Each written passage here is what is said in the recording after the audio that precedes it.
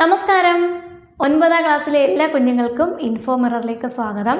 ഇംഗ്ലീഷിൻ്റെ second യൂണിറ്റിലോട്ട് നമ്മളൊന്ന് കടക്കുകയാണ്. Second യൂണിറ്റിൽ 1-2 ചാപ്റ്റേഴ്സ് എടുത്തതിന് ശേഷം ഫസ്റ്റ് യൂണിറ്റിൽ പെൻഡിങ് ഉള്ളത് ഇടുന്നതായിരിക്കും കേട്ടോ. എന്തായാലും എല്ലാ വീഡിയോസും അപ്ലോഡ് ചെയ്യും. കുറച്ച് തിരക്കായി പോയതുകൊണ്ടാണ് വീഡിയോസ് ഒന്ന് പെൻഡിങ് ആയത് കേട്ടോ. അപ്പോൾ നോക്കാം. Winds of change. As a young citizen of India armed with technology, knowledge and love for my nation, I realise A small aim is A crime. അപ്പോൾ അബ്ദുൽ കലാം അല്ലെങ്കിൽ തന്നെ പറഞ്ഞിരിക്കുന്ന ആരാണ്? Doctor APJ Abdul Kalam. നമ്മൾ പറയേണ്ട ആവശ്യമില്ലല്ലോ അദ്ദേഹത്തെ പറ്റി കൂടുതൽ, വേണ്ട. അപ്പോൾ അദ്ദേഹം പറഞ്ഞിരിക്കുന്നത്, ഞാൻ റിയലൈസ് ചെയ്ത ഒരു കാര്യം എന്താണ്, സ്മോളായിട്ട് ചിന്തിക്കുന്നത്, വലിയ ലക്ഷ്യങ്ങളില്ലാതെ ചെറിയ ലക്ഷ്യങ്ങൾ മാത്രം വയ്ക്കുന്നത് ഒരു തെറ്റാണ് അല്ലെങ്കിൽ ഒരു കുറ്റമാണ് എന്ന കാര്യം ഞാൻ തിരിച്ചറിഞ്ഞു. എവിടെ? ഇന്ത്യ പോലെയുള്ള ഒരു രാജ്യത്ത്. അപ്പോൾ ടെക്നോളജിക്കലി ആയാലും അതുപോലെ തന്നെ നോളജിലുമൊക്കെ നമ്മൾ വളരെ മുന്നിൽ നിൽക്കുന്ന രാജ്യമാണ് അല്ലേ. അപ്പോൾ നമ്മൾ എന്ത് തെറ്റ് ചെയ്യുന്നു? ചെറിയ സ്വപ്നം കാണുക എന്നുള്ളത് വലിയൊരു കുറ്റമാണ് നമ്മളെ സംബന്ധിച്ചിടത്തോളം എന്ന് ആര് പറയുന്നു? അബ്ദുൽ കലാം പറയും. അപ്പോൾ ഇതിൽ നമുക്ക് നോക്കാനുള്ള ഫസ്റ്റ് ചാപ്റ്റർ ഡ്രീംസ് റിയലൈസ്ഡ് ആണ്.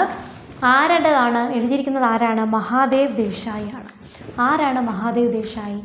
യെസ്, മഹാത്മാഗാന്ധിയുടെ പ്രൈവറ്റ് സെക്രട്ടറിയാണ് മഹാദേവ് ദേശായി. അപ്പോൾ let us log in. Starting. The secret of getting ahead is getting started. ആര് പറഞ്ഞു? മാർക്ക് ട്വെയിൻ പറഞ്ഞു. ആരാണ് മാർക്ക് ട്വെയിൻ? ആദ്യം തന്നെ ചോദിക്കട്ടെ. മാർക്ക് ട്വെയിൻ എന്ന് പറയുന്ന ആളുടെ യഥാർത്ഥ പേരെന്താണ്? ഇതൊരു പെന്നേമാണ്. മാർക്ക് ട്വെയിൻ എന്താണ്? തൂലികാ നാമമാണ്. സാമുവൽ ലാങ്ഹോൺ ക്ലെമൻസ് എന്ന് പറയുന്ന വ്യക്തിയുടെ പെന്നേമാണ് എന്ത്? മാർക്ക് ട്വെയിൻ എന്നുള്ളത് കേട്ടോ. അദ്ദേഹത്തിൻ്റെ ഇമ്പോർട്ടൻ്റ് ആയിട്ടുള്ള 2 വർക്ക്സ് ഓർക്കുക. അഡ്വഞ്ചേഴ്സ് ഓഫ് ടോം സ്വെയറും അഡ്വഞ്ചേഴ്സ് ഓഫ് ഹക്കിൾബറി ഫിൻ. എഴുതിയതാരാണ്? മാർക്ക് ട്വെയിൻ ആണ്. ഏത് രാജ്യമാണ് അദ്ദേഹം? അമേരിക്കയാണ്. ഇനി what are you dreaming of?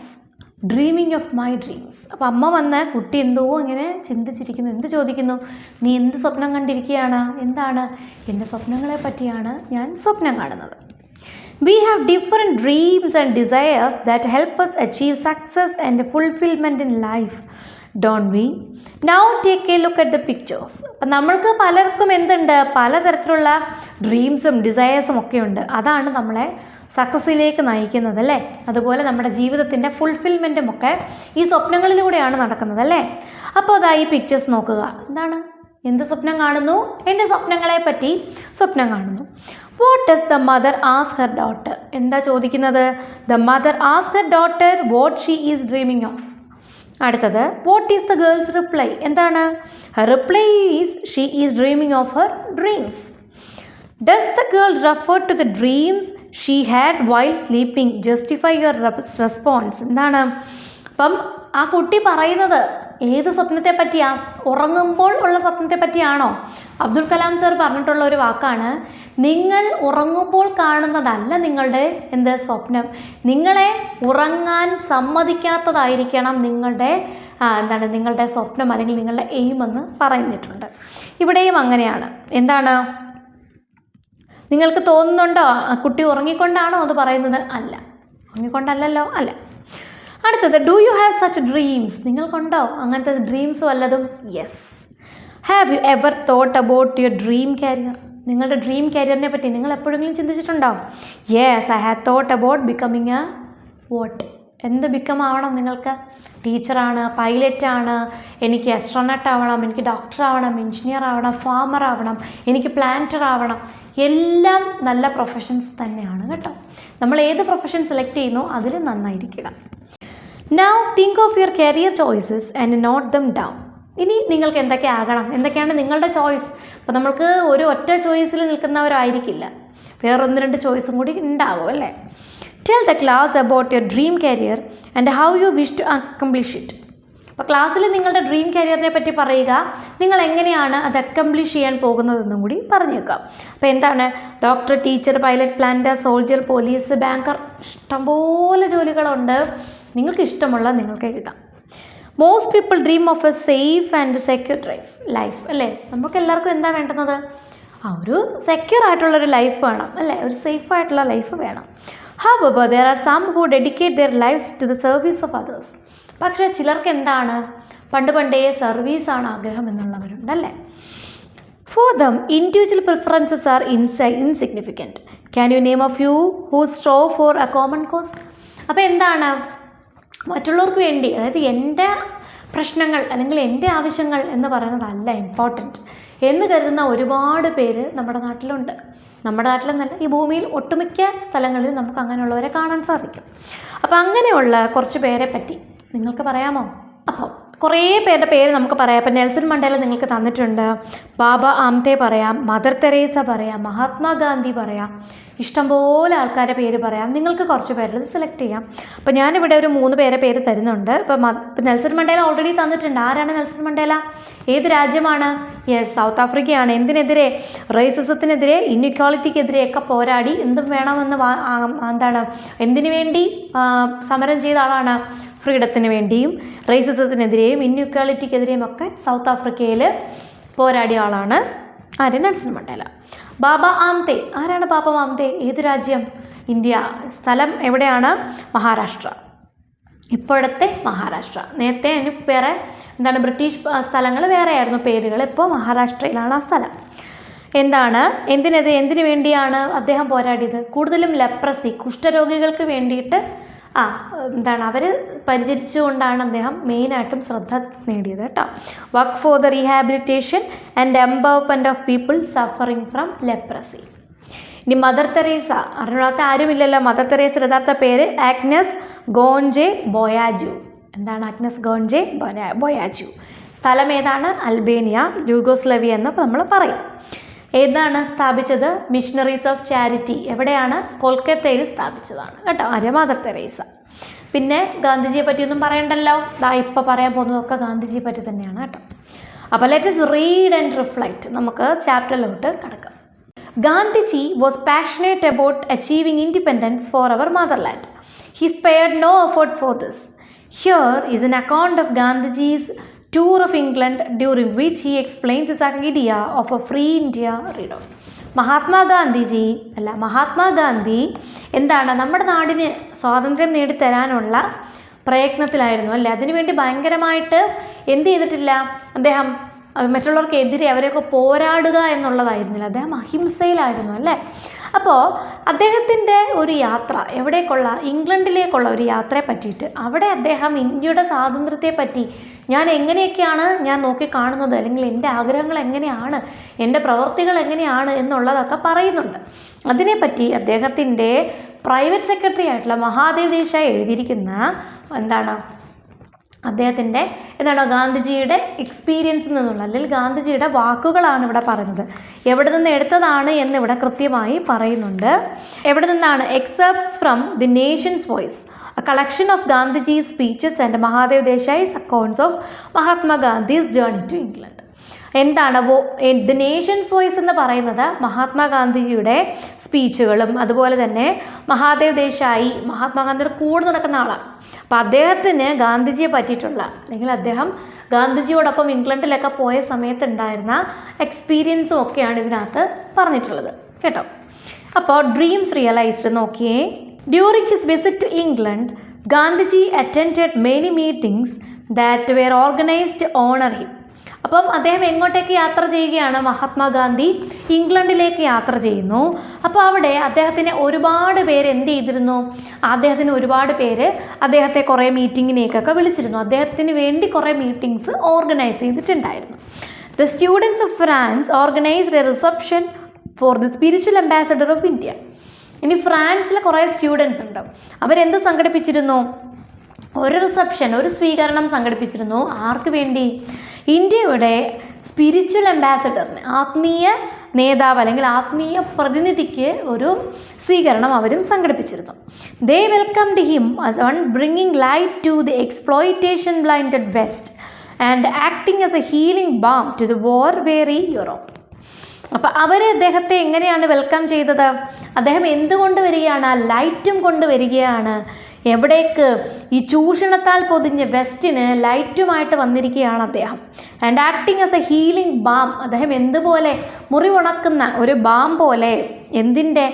War വേറി Europe, ദീർഘയുദ്ധത്താൽ തളർന്നു കിടന്ന യൂറോപ്പിന് ഒരു ബാമായിട്ട്, മുറിവുണക്കുന്ന ബാമായിട്ടാണ് അദ്ദേഹം വന്നിരിക്കുന്നത്.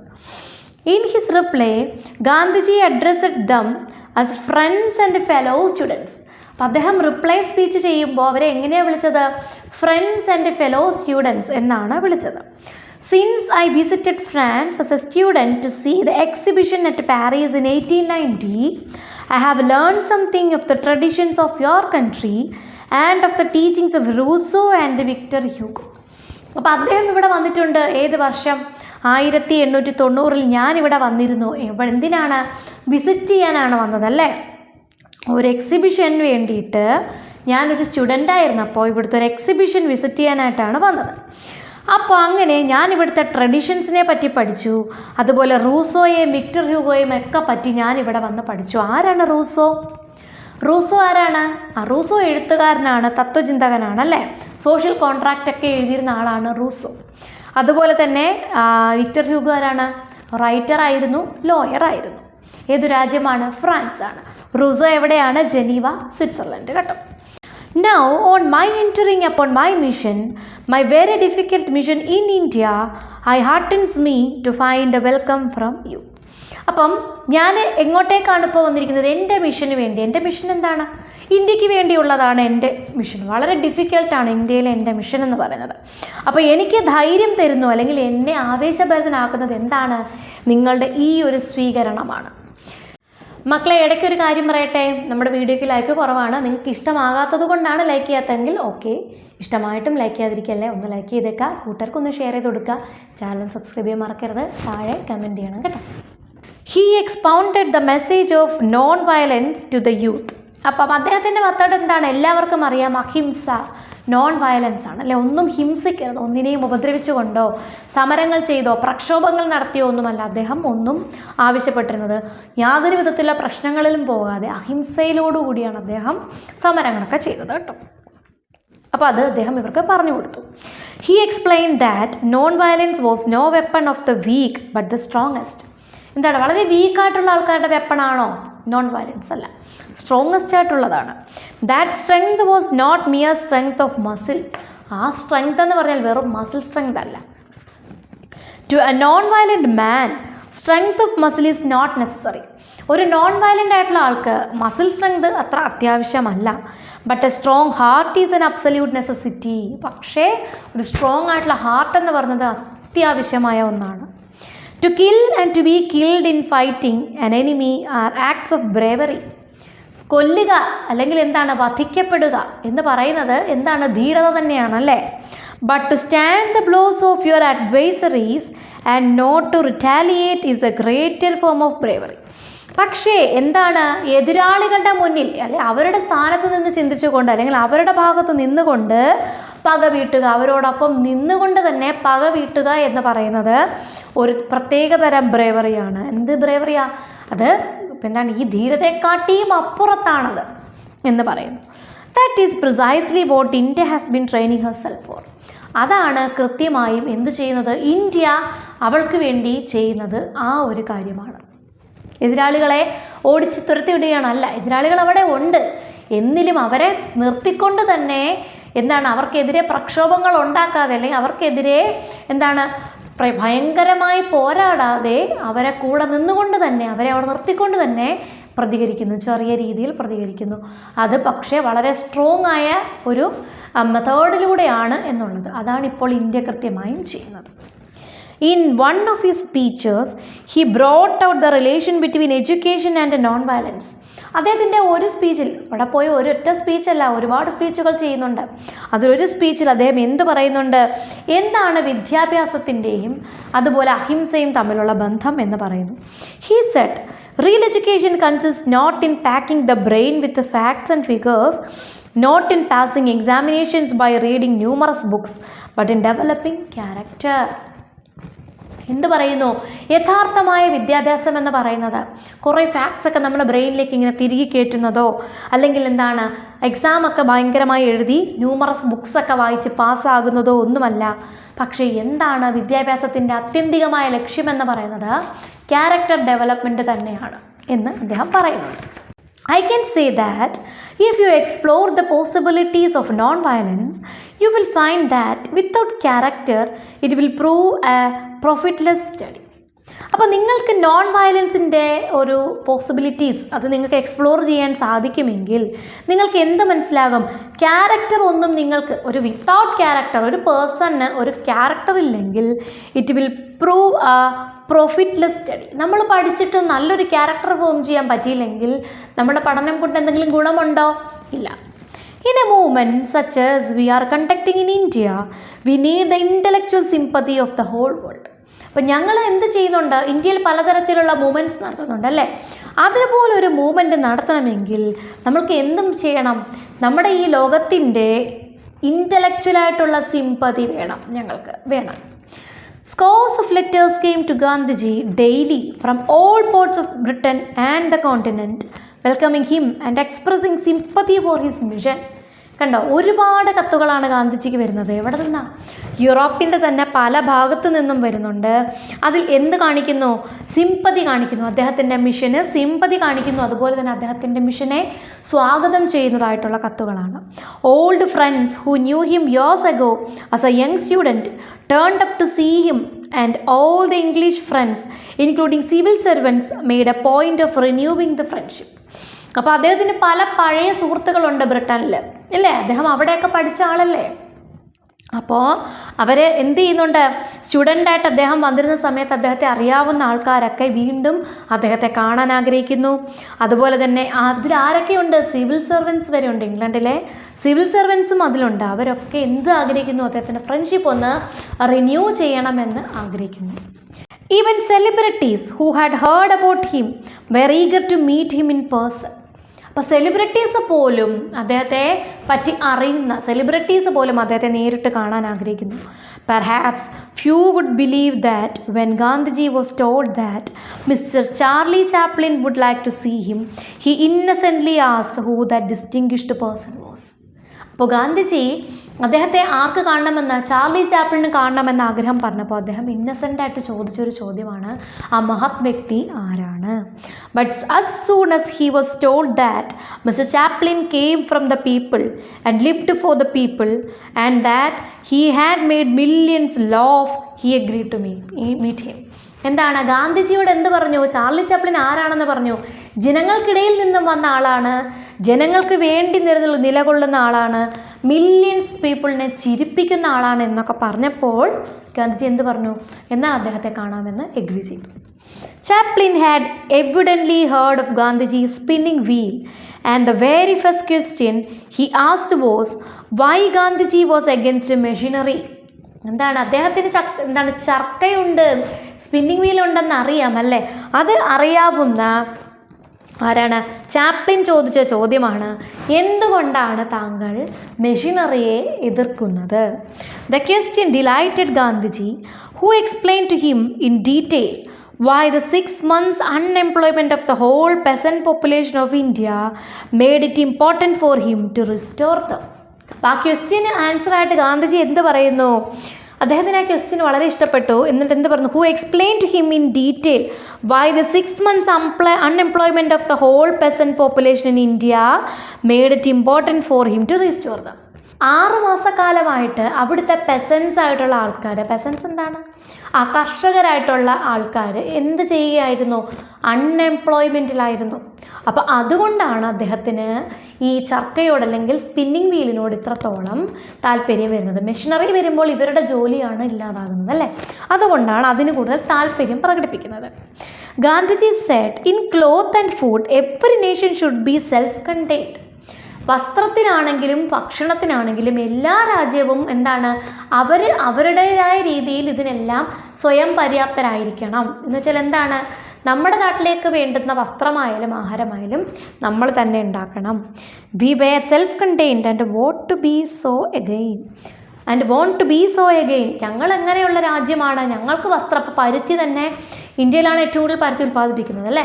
എന്നിട്ട് പോലും നമ്മൾ വിദേശ വസ്ത്രങ്ങളിൽ കമ്പത്തോടു കൂടി പോവുകയാണ്. അപ്പം നമ്മുടെ നാട്ടിൽ ഇങ്ങനെയുള്ള സൗകര്യങ്ങളുള്ളപ്പോൾ നമ്മളതൊന്നും എന്ത് ചെയ്യുന്നില്ല, പ്രയോജനപ്പെടുത്തുന്നില്ല. നമ്മൾക്ക് ഇഷ്ടംപോലെ നെൽവയലുകളുണ്ട്, പക്ഷെ നമ്മൾ കൃഷി ചെയ്യുന്നില്ല. നമ്മൾ മീൻസ് നമ്മുടെ കേരളത്തിൻ്റെ കാര്യമാണ് പറഞ്ഞത് അല്ലേ. നമ്മൾ പുറത്തുനിന്ന് അരി മേടിക്കുന്നു, പുറത്തുനിന്ന് മലക്കറി വാങ്ങിക്കുന്നു, നമ്മൾക്കിതൊക്കെ ഉണ്ട്. നമ്മുടെ പറമ്പുകളൊക്കെ അവിടെ ഇങ്ങനെ വെറുതെ കിടക്കുന്നു. അപ്പം ഗാന്ധിജി പറയുന്നത് വെച്ച് നോക്കുകയാണെങ്കിൽ നമ്മൾക്ക് വേണ്ടുന്ന ഭക്ഷണം, അതിനുള്ള മാർഗം നമ്മൾ തന്നെ കണ്ടെത്തണം. വസ്ത്രമായാലും നമ്മൾക്ക് ഉണ്ടാക്കാൻ പറ്റുന്നതേ ഉള്ളൂ എന്ന് പറയും. There were requests from various women's organizations for an address by Gandhiji. അപ്പോൾ ഒരുപാട് വനിതകളുടെ ഓർഗനൈസേഷൻസിന് റിക്വസ്റ്റ് ഉണ്ടായിരുന്നു. എന്താണ്? അവരെ ഒന്ന് അഭിസംബോധന ചെയ്ത് സംസാരിക്കണം ഗാന്ധിജി എന്ന്. And he addressed the Women's India Council in Morley College Hall. അപ്പോൾ മോർലി കോളേജ് ഹാൾ എവിടെയാണ്? ലണ്ടനിലാണ്. അവിടുത്തെ വിമൻസ് ഇന്ത്യ കൗൺസിലിനെ അഡ്രസ്സ് ചെയ്ത് അദ്ദേഹം സംസാരിച്ചു. At this meeting, Gandhi took the opportunity of correcting various notions about the women of India. അപ്പോൾ ഈ ഒരു സമയത്താണ് നമ്മുടെ നാട്ടിലെ സ്ത്രീകളെ പറ്റി കുറേ നോഷൻസ്, തെറ്റിദ്ധാരണകളുണ്ട് അവിടെ പുറം രാജ്യത്ത് അല്ലെങ്കിൽ ഇംഗ്ലണ്ടിൽ. അപ്പോൾ അതൊക്കെ ഒന്ന് കറക്റ്റ് ചെയ്യാനായിട്ട് ഗാന്ധിജി ഈ ഓപ്പർച്യൂണിറ്റി എടുത്തു. He presented a vivid picture of the heroic part they played during the freedom struggle. അപ്പോൾ വിവിഡായിട്ടുള്ള, ക്ലിയർ ആയിട്ടുള്ള പിക്ചർ. ഫ്രീഡം സ്ട്രഗിളിന് പുരുഷന്മാർ മാത്രമാണോ പങ്കെടുത്തത് നമ്മുടെ നാട്ടിൽ നിന്ന്? അല്ല, സ്ത്രീകൾ പങ്കെടുത്തില്ലേ? അത് ഏത് രീതിയിലാണ് എന്നുള്ളതിൻ്റെ ഒരു ക്ലിയർ പിക്ചർ തന്നെ ഗാന്ധിജി അവരുടെ മുന്നിലേക്ക് അവതരിപ്പിച്ചു. No hindrances have been placed in the way of their entering public life. അവർക്ക് പബ്ലിക് ലൈഫിലേക്ക് എൻ്റർ ചെയ്യാൻ യാതൊരു തടസ്സവും അവിടെ ഉണ്ടായിരുന്നില്ല. For several years, whenever organizations were declared illegal and those in charge of them put into prison, it was the women who came to the forefront and filled the jails. എന്താണ്? നമ്മളുടെ ഈ സ്വാതന്ത്ര്യ സമരം നടക്കുന്ന സമയത്ത് അവരുടെ ആ ഒരു ഓർഗനൈസേഷൻ, സ്വാതന്ത്ര്യ സമരത്തിനുണ്ടായിരുന്ന ഓർഗനൈസേഷൻ അതിനെ എന്തായിട്ട് പ്രഖ്യാപിച്ചു? ഇല്ലീഗലാണ്, അതിൽ നിയമവിരുദ്ധമാണ് എന്ന് പറഞ്ഞുകൊണ്ട് അതിന് പിന്നിൽ പ്രവർത്തിച്ച ആൾക്കാരെയൊക്കെ എന്ത് ചെയ്തു? പ്രിസണിലേക്ക് കൊണ്ടുപോയി അടച്ചു. അപ്പം ഇതിനു വേണ്ടി പ്രവർത്തിക്കാൻ ആളില്ലാതെ അങ്ങനെ ആയപ്പോൾ ആരാണ് യുദ്ധനിരയിലേക്ക് അല്ലെങ്കിൽ സമര മുൻനിരയിലേക്കും വന്നത്? ആരാണ്? നമ്മുടെ വനിതകളാണ് മുന്നിലേക്ക് വന്നത്. പിന്നീട് അവരാണ് അവരെയും പിന്നീട് എങ്ങോട്ട് കൊണ്ടുപോയി? ജയിലിലേക്ക് കൊണ്ടുപോയി. He then went on to describe how they came out of their homes in one mass and showed an awakening which was miraculous. പിന്നീട് ഈ സ്ത്രീകൾ എന്ന് പറഞ്ഞാൽ ഒറ്റയടിക്ക് ഒരാൾ വന്ന് നിൽക്കുകയല്ല. ഈ സ്ത്രീകൾ ഒരു ദിവസം കൊണ്ട് അല്ലെങ്കിൽ ഇത്രയും സ്ത്രീകൾ ഒരുമിച്ച് എങ്ങനെയാണ് ഇതിലേക്ക് മുന്നിട്ടിറങ്ങിയത് എന്നുള്ളത് ഇദ്ദേഹം പറഞ്ഞു കൊടുക്കുന്നു. ഒറ്റ ശക്തിയായിട്ട് ഇവർ മുന്നിലേക്ക് വന്നത് ഒരു മിറാക്കുലസ് ആയിട്ടുള്ളൊരു സംഭവമായിരുന്നു. They took part in processions. എന്താണ്? ജാഥകളിൽ അവർ പങ്കെടുത്തു. Defied the law and bore the lathi blows without raising a little finger. ഒരു ചെറു വിരൽ പോലും അനക്കാതെ ഈ ലാത്തിയടി കൊള്ളുകയും അതുപോലെ തന്നെ ആ നിയമത്തെ വെല്ലുവിളിക്കുകയും ഒക്കെ അവർ ചെയ്തു. It was not learned women like Sarojini Naidu but hundreds of unlettered women who had borne lathi blows to the head bleeding profusely വിൽ standing unflinchingly ordering their companions not to move. അപ്പോൾ ഈ വന്ന സ്ത്രീകളെന്ന് പറഞ്ഞാൽ സരോജിനി നായിഡുവിനെയൊക്കെ പോലെ വിദ്യാഭ്യാസം കിട്ടിയ സ്ത്രീകൾ മാത്രമാണോ? അല്ല. ഒന്നും പഠിക്കാത്ത, അക്ഷരാഭ്യാസം ഇല്ലാത്ത വനിതകൾ പോലും ഇതിലേക്ക് വന്നു. അവർക്ക് ഒരുപാട് അടി കിട്ടി, അവരെ തലയിൽ നിന്ന് പൊട്ടി രക്തമൊഴുകി. എന്നിട്ട് പോലും അവരുടെ കൂടുള്ളവരോട് അനങ്ങരുത്, നിന്ന് കൊണ്ടാലും നമ്മളിവിടെ തന്നെ ഉറച്ചു നിൽക്കണം എന്ന് പറഞ്ഞ് നിന്ന സ്ത്രീകളാണ് എൻ്റെ നാട്ടിലെ സ്ത്രീകളെന്ന് അദ്ദേഹം അവരോട് പറയുന്നു. About Indian independence, Gandhiji made his point of view clear at many a meeting. I am not here to beg for independence, but I have come as a result of the last year's suffering. There is no such thing as a gift of independence from one nation to another. I am here to testify that we shall continue the process of self-sacrifice until at last no Britisher will want to remain in India as a ruler. എന്താണ്?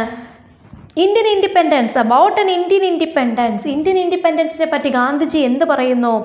Clear ആയിട്ട് അദ്ദേഹത്തിൻ്റെ point പറയുകയാണ്. ഒരുപാട് സ്ഥലത്ത് അദ്ദേഹം എന്ത് പറഞ്ഞു? എൻ്റെ പോയിന്റ് ഇതാണ്. I am not here to beg for independence. ഞാൻ സ്വാതന്ത്ര്യത്തിന് വേണ്ടി നിങ്ങളോട് യാചിക്കാനായി ഇവിടെ വന്ന ആളല്ല. But I have come as a result of the last years suffering. ഇത്രയും നാളത്തെ കഷ്ടപ്പാട് അല്ലെങ്കിൽ കഴിഞ്ഞ കഷ്ടപ്പാടുകളുടെ ഫലമായാണ് ഞാൻ ഇവിടെ വന്നു നിൽക്കുന്നത്. There is no such thing as a gift of independence from one nation to another. ഒരു രാജ്യം മറ്റൊരു രാജ്യത്തിന് ഗിഫ്റ്റായിട്ട് കൊടുക്കേണ്ട ഒന്നാണ് ഇൻഡിപെൻഡൻസ് എന്നൊരു സംഭവമില്ല. മനസ്സിലായില്ലേ? എൻ്റെ ഇൻഡിപെൻഡൻസ് എനിക്ക് വേറൊരാൾ തരേണ്ട ആവശ്യമുണ്ടോ? അത് എനിക്ക് ഉള്ളത് തന്നെയാണ്, അതെൻ്റെ സ്വാതന്ത്ര്യമാണ്. I am here to testify that we shall continue the process of self-sacrifice until at last no Britisher will want to remain in India as a ruler. ഞാനിവിടെ സാക്ഷ്യപ്പെടുത്തുകയാണ്, നിങ്ങളോട് പറയുകയാണ്, എന്ത്? ലാസ്റ്റ് ഒരു ഒറ്റയാൾ പോലും, ഒരു ബ്രിട്ടീഷ് റൂളർ പോലും ഞങ്ങളെ ഭരിക്കാനായി ഇനി അവിടെ ഉണ്ടാകാൻ പാടില്ല. അവിടെ നിന്നും ലാസ്റ്റായിട്ടുള്ള ആളും പോകുന്നിടം വരെയും ഞങ്ങൾ എന്ത് ചെയ്യും? ഞങ്ങൾ ആത്മാഹൂതി നടത്തും, ഞങ്ങളുടെ ജീവൻ കൊടുത്തും ഞങ്ങൾ സമരം ചെയ്യുമെന്ന് പറയുന്നു. At the federal structure committee of the round table conference Gandhiji spoke about his dream of independence India. Gandhiji പങ്കെടുത്ത വട്ടമേശ സമ്മേളനം ഏത് വർഷം? 1931. 3 വട്ടമേശ സമ്മേളനം നടന്നതൊക്കെ നമുക്കറിയാം. അതിൽ ഗാന്ധിജി 2ാം വട്ടമേശ സമ്മേളനത്തിൽ പങ്കെടുത്തു. അവിടെ ഫെഡറൽ സ്ട്രക്ചർ കമ്മിറ്റിയിൽ അദ്ദേഹം എന്ത് പറഞ്ഞു? എൻ്റെ രാജ്യത്തെ അല്ലെങ്കിൽ എൻ്റെ ഒരു ഇൻഡിപെൻഡൻസ് ഇന്ത്യ എന്നുള്ള എൻ്റെ സ്വപ്നം ഇതാണെന്ന് പറഞ്ഞു. If I want freedom for my country, I do not want that freedom in order that I may exploit any other race upon earth or any single individual. If I want freedom for my country, I do not want that freedom in order that I may exploit any other race upon earth or any single individual.